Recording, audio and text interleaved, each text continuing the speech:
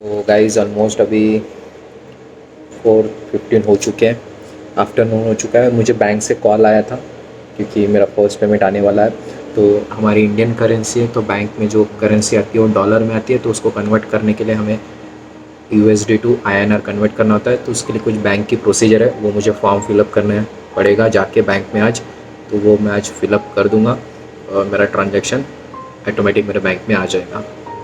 तो आज बैंक में मैं जाने वाला हूँ क्योंकि जो ट्रांजैक्शन है वो होल्ड पे है अभी भी, बिकॉज़ मुझे कुछ डॉक्यूमेंट सिग्नेचर करके सबमिट करना है।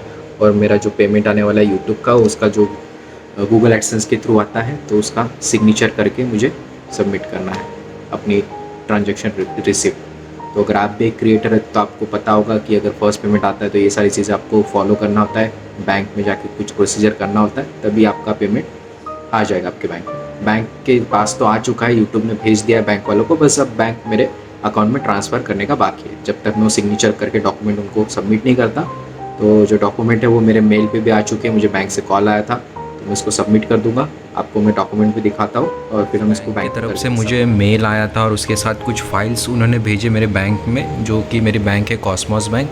तो उन्होंने मुझे कुछ डॉक्यूमेंट्स भेजे जो कि मुझे सबमिट करना है मेरे बैंक में जाके, क्योंकि जो यूट्यूब का पेमेंट मुझे रिसीव करना है तो उसके लिए ये सारे डॉक्यूमेंट्स मुझे सबमिट करना है वहाँ पे।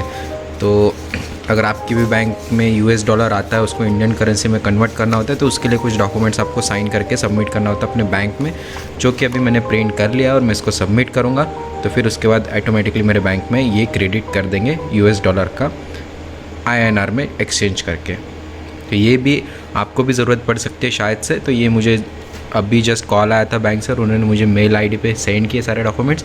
अभी मैं इसको प्रिंट करके इसकी सिग्नेचर पे ये फॉर्म फिलअप करके इसमें सिग्नेचर करके सब कुछ फिलअप करके मुझे बैंक में जाके ओरिजिनल सबमिट करना है। और इसके साथ गूगल पेमेंट का गूगल एडसेंस की रिसिप्ट भी सबमिट करना पड़ेगा, क्योंकि जो पेमेंट मुझे आया वो भी मुझे सबमिट करना पड़ेगा।